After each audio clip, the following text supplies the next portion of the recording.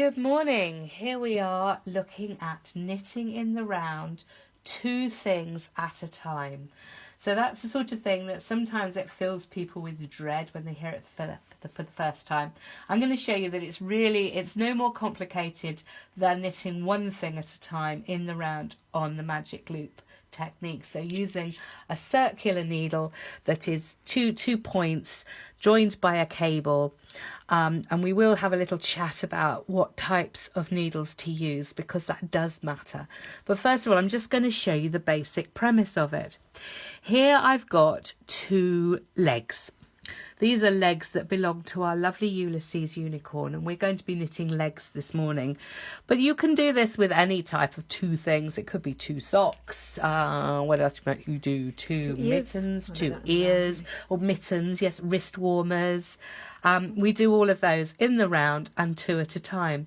And it's a fairly straightforward process.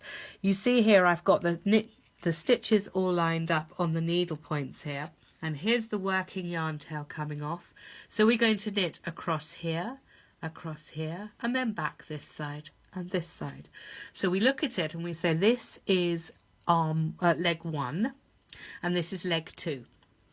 And this is the start of the round. Now I know that this is leg 1 because I've got my row counter in here. This just shows me how many rows I've done. I've started here at row 6, so that's 6, 8, 10, 12, 14 rows that I've done, and I can always quickly tell that.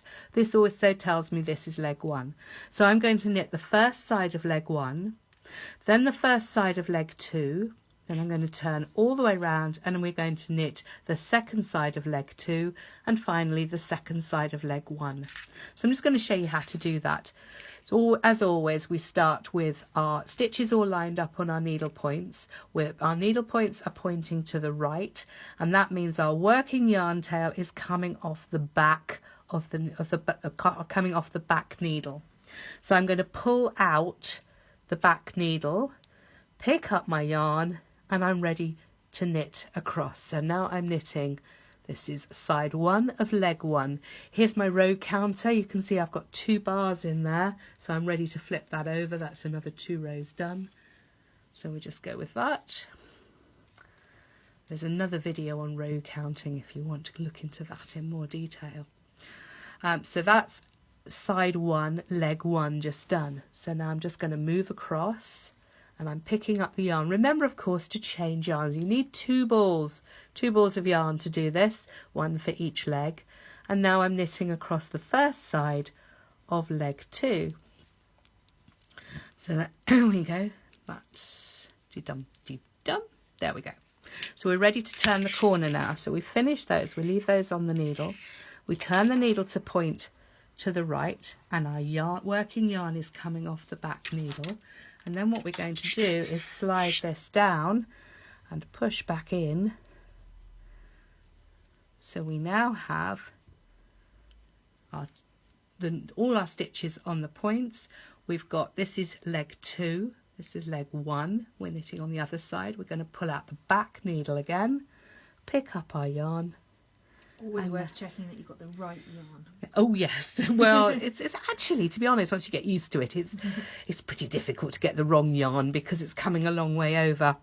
But yes, and just remember to change. You know, don't start knitting with this one with the same yarn.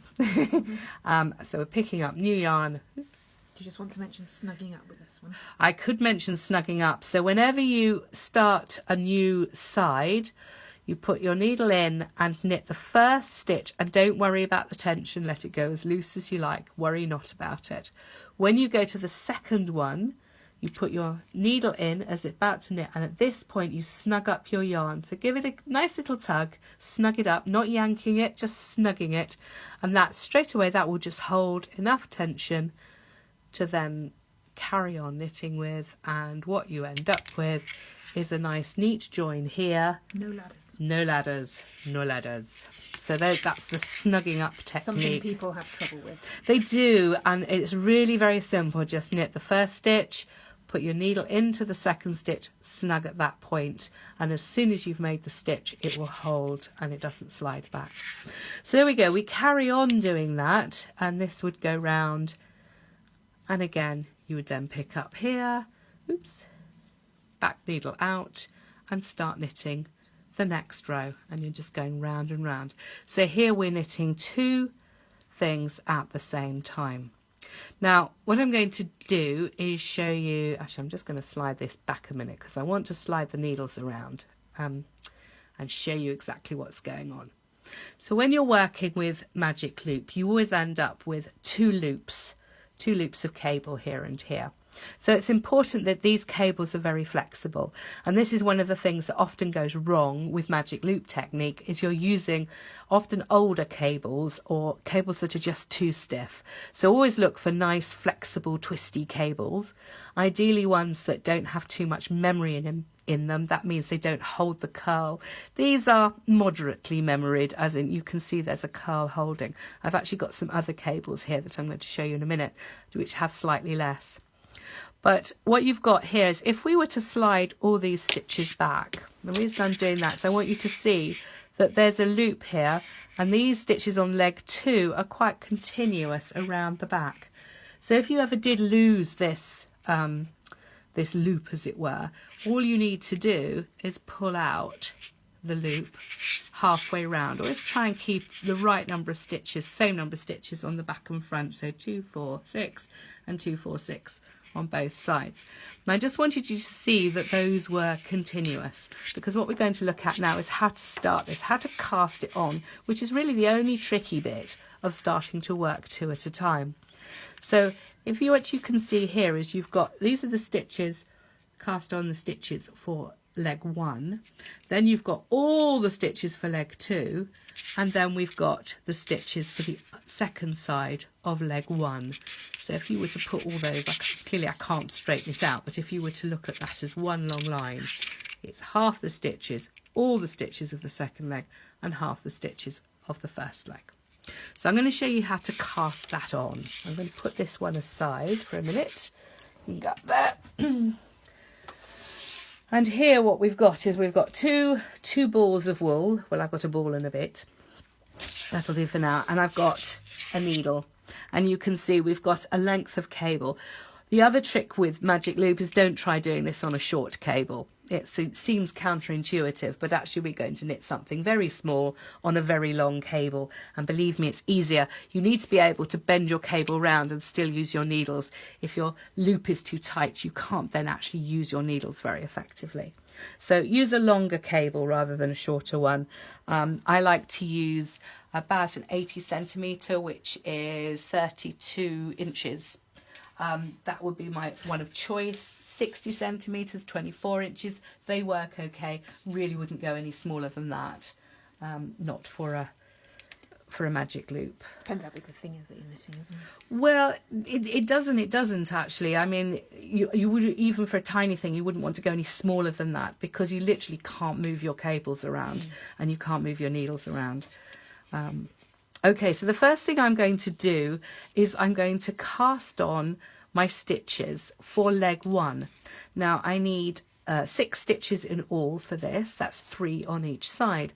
So you'll notice that already I've cast on 6 stitches. So that is my 6 stitches for leg 1. But I actually only want 3 of them on the needle to start with. And then in between that, I want to get in my 6 stitches for leg 2, as it were. So what I'm going to do is take these second 3 off and just put them onto a stitch holder. Not a marker, it's a holder. There we are. Okay, so I'm just going to leave those to dangle. So I've got 3 stitches on the needle and my second 3 stitches are on my holder for the moment. Then I'm going to get my second ball of wool, put a little slip knot in that. And I am going to cast on here. By the way, any cast on will do. This is a long tail cast on or a German cast on, but any cast on will do. It's not really that important. Certainly not for these kind of things, for these legs that we're knitting. So there I've got my 3 stitches on the needle. So what I'm going to do now is slide those around, and I'm going to pull out my loop in the middle of the second leg. So what we end up with now, if we slide these This is where the long, all these bits are, I'm just going to show you. Let's slide that back in. There we go. So now we've got 3 stitches from the first side, 3 stitches from the second leg, 3 stitches from the second leg, and now we want to get these stitches back on. Get these stitches back on to this needle. So what we do there is if we can slide those back on, there we go. All right, so what you've got now, so I've got this upside down. Working yarn at the back. Working yarn at the back, absolutely. So now if I put my working yarn at the back, well, you can see it's coming off there. So I've got the 3 stitch. So this is 3 stitches from the first leg, 3 stitches for the second leg. This is the second side, 3 for the second leg, 3 for the first leg. Does that make sense? It does. Excellent. All right, so then what we do is we're going to join this in the round. We're going to pull out our back needle again, and we're going to pick up this second ball, and I'm just going to start by knitting off there, and that's 1, snug up on the second stitch, 3, and then we move over to the other thing. Here, of course, remember to pick up the right bit of yarn, not the tail. Gosh, done that so many times, doesn't work. Knit the first stitch, don't worry about the tension, needle in for the second stitch, snug it up, and there you've got, and this is starting it off, so this is now knitting in the round. Turn it round, oops, slide the needle back.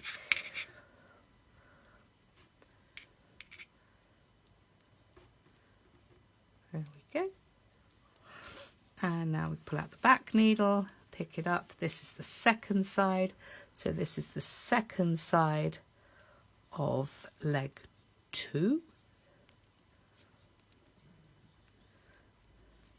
And this is the second side of leg 1. Working yarn at the back, pick it up and knit. Okay, so although it's a little bit small and a wee bit fiddly, it's actually perfectly okay. And there you go, you can turn it round. And you just keep going now. You're just going down the different sides, knitting and knitting. Follow the pattern with the increases and the knits and purls. Okay, so that's getting started and getting it cast on. And then we'll have a little look at where we're going with this. There's a couple of techniques that we use, or just things that you need to do when you're knitting Ulysses' hooves. Now, the beauty about knitting 2 arms in the round. So when they're in the round, no seams needed. So you're going to end up with this beautiful thing, a pair of these. They're both going to be the same because that's the beauty of doing them together. So you don't end up with one longer than the other by mistake. And they're already stuffed. They come off the needles, literally stuffed and finished. There's no making up to do at all. There's no ends to sew in. There's no stuffing to do. There's no seams to sew up. I mean, what's not to love about it? So this is why I like doing them in the round, 2 at a time. But a couple of things you have to do is actually making it up as you go, really. So here's the first technique that we do. Now you'll see that this is the base of his hoof here. And this is done in a garter stitch, and there's a lot of increase going on. And at this point, it's as big as it's going to get. And then I think you can see that there's actually a decrease after that. So it's actually going to get smaller again. So before you actually start to decrease this and make it any smaller, what we're going to do is finish off these yarn tails that are hanging out the bottom. And if we leave them until the end, they're incredibly fiddly to get rid of. So the idea is to just stop at this point, and it does tell you in the pattern when to stop and do it. And we're just going to feed that yarn tail back in to the underside. So this is now the inside. I'm just going to do a little stitch to just hold it there. Yeah, it's fine. And then just let that go. Now these, I'm not even going to cut them short, because if you cut them short, there's always the chance that they'll work through to the right side, which you don't want that to happen. So we'll just pull that through, and then we're just going to mark that, finish that with a little stitch in the middle. So I tend to leave these loose now, and I just let them bury themselves in the middle of the knitting. So push them back down again. They're on the inside, and those will just disappear. And this is now ready to carry on. Again, we can pull out the back needle and start knitting across there. So that's just finishing off those yarn tails at that point. And then we carry on knitting up. So we go back through this stage where we've got our row counter in. We're knitting up and knitting up. Those are the ones we showed you before. And then, yes, this is all ones we made earlier. Can you see how many legs I've got on the go here? A lot of unicorns. Yes. Oh, and these are the lovely, very flexy cables. You can see these don't twist quite as much. These are ChiaGoo cables. They're rather lovely. The others are Knit Pro. I do like both needles, to be honest.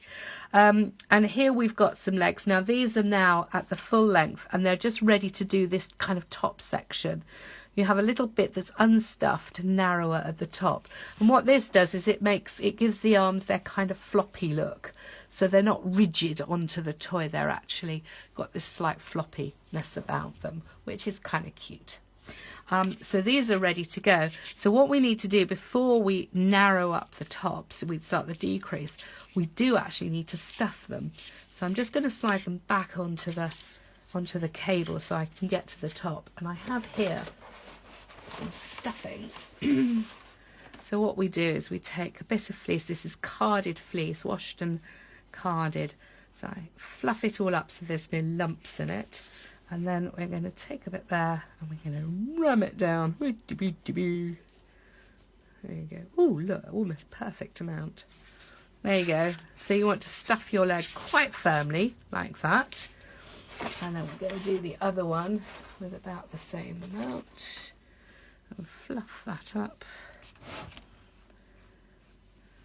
There we go. And we're going to stuff that one in as well.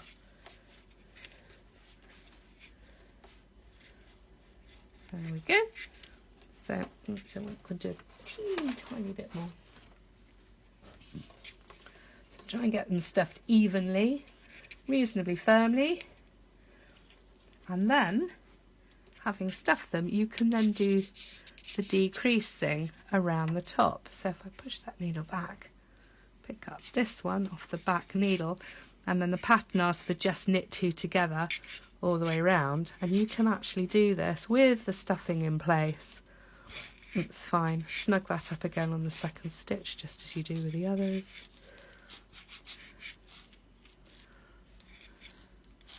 Okay, so you see how you can actually do that decreasing whilst the leg is stuffed.